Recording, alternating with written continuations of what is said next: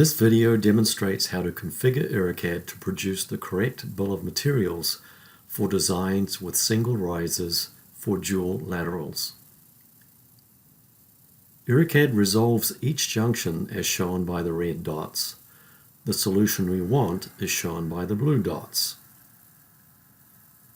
If we look at the components of each riser junction, there is a riser pipe, a fitting on the submain, and a fitting on the lateral. For the riser, we can configure the pipe type and the submain depth. For the fittings, if we treat these as assemblies, we have the opportunity for greater customization. We can have multiple items in the assembly, and we can have fractional quantities. Although in IRRICAD's mind it is resolving the junctions, as in the image to the left, we can configure the assemblies to represent the image to the right. IRRICAD will still resolve each individual lateral to submain junction. The key is to have fractional quantities in the assembly in order to have the correct bill of materials. For example, if we have 0.5 submain tees and 0.5 riser tees in the assembly, the result will be one of each for every dual lateral set. The riser pipe quantity will be double what is required. I'll discuss how to resolve this later in the video. It is very helpful to have a unique pipe type for the riser pipe. This prevents unintended use elsewhere in a project and allows for more customization. Here are some examples. RVN could be riser PVC non-regulated. RVR, riser PVC regulated. RPN, riser polyethylene non-regulated. RPR, riser polyethylene regulated. Utilizing user-specified riser pipes in each design allows you to control which assemblies IRRICAD selects.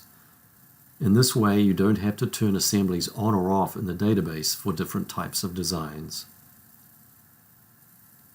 Naturally, the more riser pipe options you have, the more assemblies you will need to build in the database. For this video, I have made a new pipe type in the pipe fitting matching table. The type is RPN, riser poly non-regulated. The pipe is female, fittings will be male. Rounding is set to 1. We want to see the true quantity in the bill of materials, not a length rounded to 20 feet or 100 feet. You may have pre-cut riser pipes that are 2 feet long and sold per unit.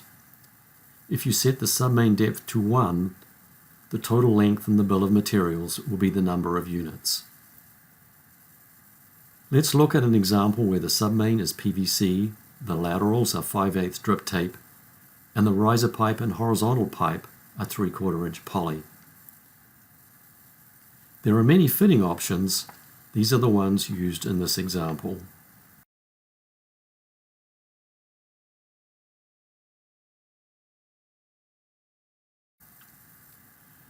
This is the assembly in the database for the T at the top of the riser pipe. The drip tape has a pipe type of LDP and is female, so fittings need to be LDP and male. The quantities are half those required. Remember, IRRICAD is going to pick this T for every lateral. For a dual lateral set, the quantity will be correct. This is the assembly in the database for the T at the bottom of the riser pipe. An assembly will be required for each pipe diameter used in the submain. If LTO lateral takeoffs are used, only one assembly will be required. We also need to create a pipe for the riser pipe in the database. This is in the pipe section of the database. Notice that this pipe is not flagged for use as a lateral zone pipe or mainline pipe. In this way, it won't be selected as one of the diameters in the design. Also, it has the pipe type of RPN. This pipe is in the database solely for the purpose of being used as a riser pipe. Let's test the assemblies on a simple design. Here we have a block of 20 drip tape laterals in 10 sets of dual drip lines. We can see that the submain is 2-inch PVC and the depth is set to 1 foot. We're going to specify the riser selection rules.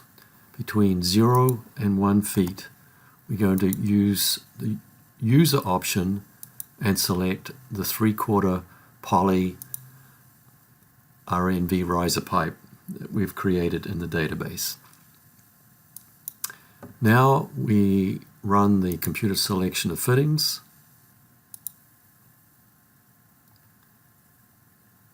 And we're just going to look at the fittings in the riser junctions. So we're just going to select that area and view the bill of materials. For a selected area, we need to give it a name.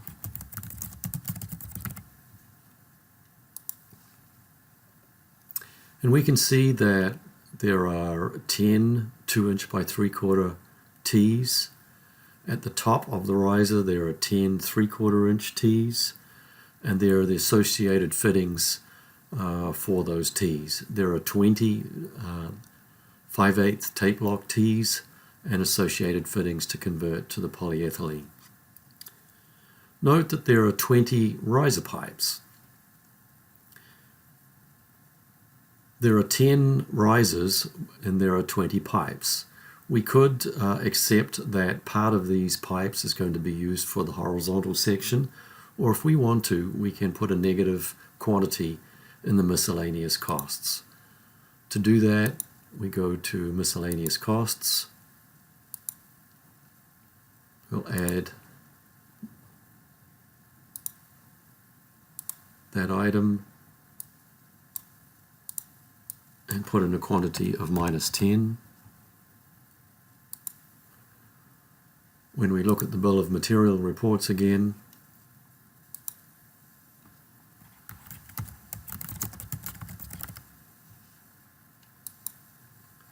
we can see that there are now 10 units or 10 feet of the riser pipe. A few final thoughts. Please be aware that the friction loss in these assemblies can be very high, particularly if small ball valves or pressure regulators are used in the assemblies. IRRICAD has no knowledge of the hydraulic characteristics of items inside assemblies, and so the friction loss is not taken into account.